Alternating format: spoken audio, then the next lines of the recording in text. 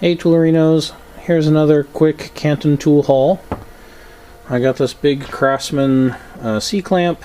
It's missing the foot up there, but otherwise appears to be in reasonably decent condition. I got another one of these big pipe threaders, but this one is the more common Armstrong version, and it does have 3/4 inch dies with a 3/4 inch hole in the bottom, and it's got shorter handles than my other one, and they are enclosed on the end, so they're not just pieces of pipe like what was put in my other one. So I don't know, maybe I'll clean up those handles and put them in the other one.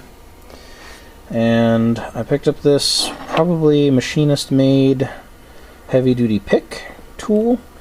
It's got a set screw there, so you can change out the tool on the end of this heavy piece of steel as a handle. I got a stamped steel kind of alligator wrench, and it says W&B, made in USA, #1. I got a pair of Kreuter pliers. They're sort of like a flat duckbilly style needle nose, but someone did some serious modifications, and I think maybe this is destined for reprofiling just to a short needle nose. And here I found a pair of lineman's pliers that are Elliott Lucas, made in Canton, England, high tensile.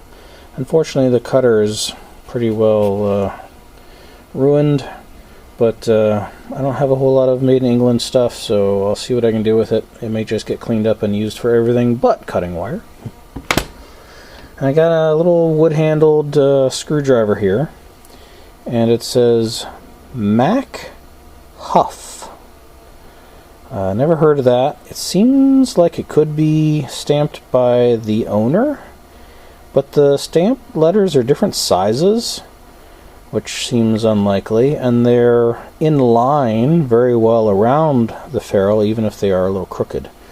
So I don't know, I'm going to have to try to look that up and see if MacHuff is a brand.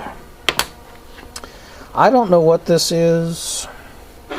It's forged or cast. I mean, there's the seam running around it.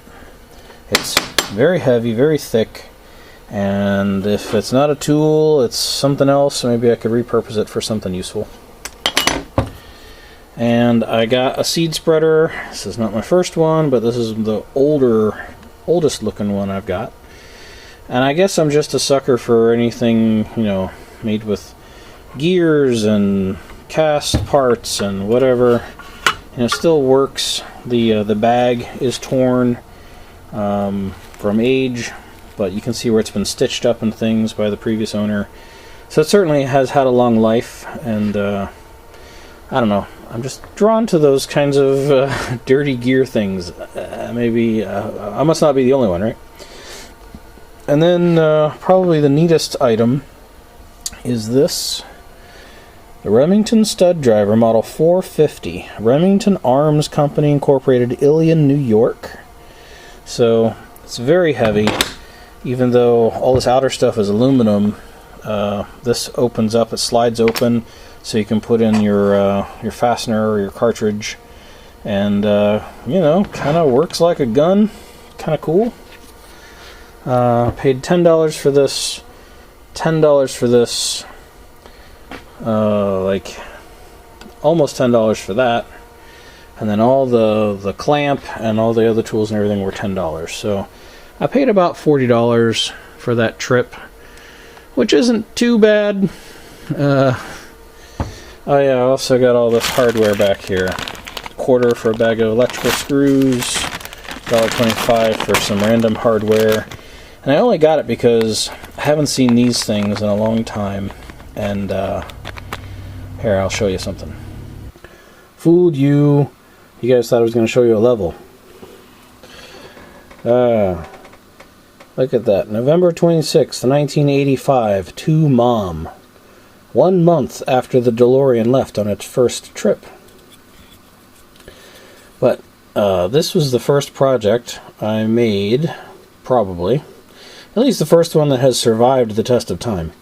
This was a gift I made for my mother on her birthday, and it has these corrugated, sharp metal things, I don't know what you call them, for joining pieces of wood together, and they are what was in that bag of random hardware I picked up. But there you go. Time flies in the shop's first shop project, most likely. 38 years ago, I think. Still looks good, right? Huzzah! Well, Toolerinos, on my birthday, I went to a different Habitat for Humanity, and the tool selection was very disappointing, but I did find one hammer. This is Dunlap. It was marked $5, but when I took it up to the counter, the lady said, $5? No way, I wouldn't do that to you. So she said, how about $1? And I was fine with that, especially because it's an Amco. See, it's beryllium.